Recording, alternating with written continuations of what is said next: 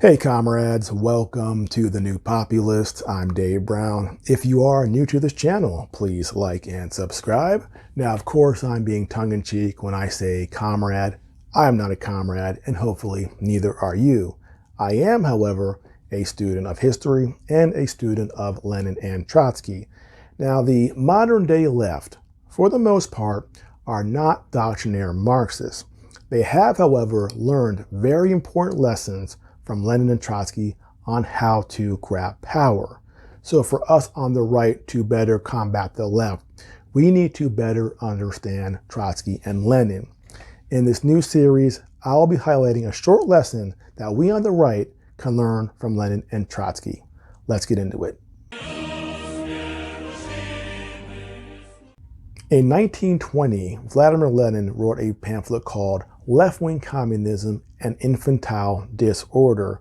Now, after the Russian Revolution in 1917, the Marxists thought that this would spark revolutions all across Europe, and it did in a couple places, specifically Germany.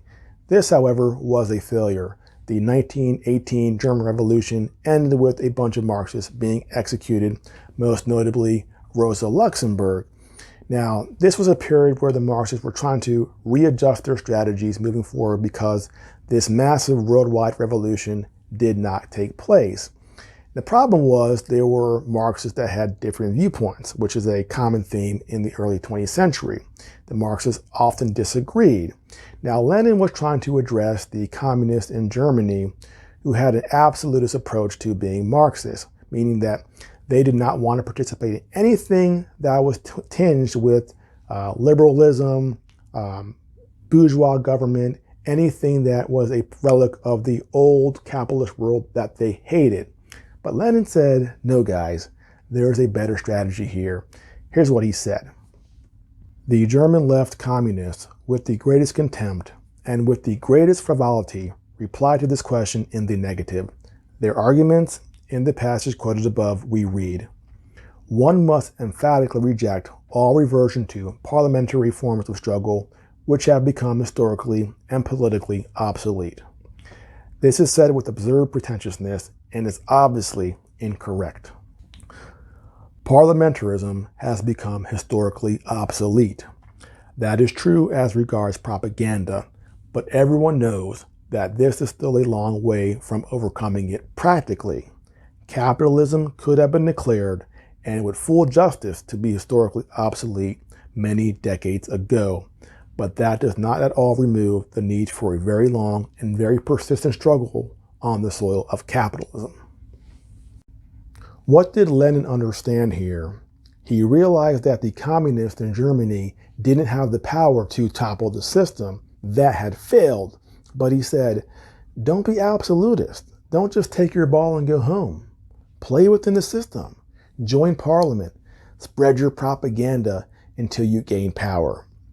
Now, the left in this country, again, they are not doctrinaire Marxists. They're not looking to topple the government like they did in Russia in 1917. They have, however, learned that you infiltrate systems that you don't control until you do control them. And over the last 80 years or so, that's exactly what they have done. And we on the right just recently really became aware of that. And it sort of all crystallized watching what happened with Donald Trump from the FBI and the CIA and the NSA and every bureaucracy at the federal level. And it doesn't just exist there, it also exists at the state and local level. And we on the right, in order to take back this country, have to wrestle back these institutions. And this is a long process. This is a marathon, not a sprint. And this will take several years, so we have to be in it for the long haul. So what is our lesson from Lenin? If you do not control the system and you can't topple the system, you play within the system until you do. And that's what we on the right need to do. Until our next lesson from Lenin, take care, and I'll see you next time.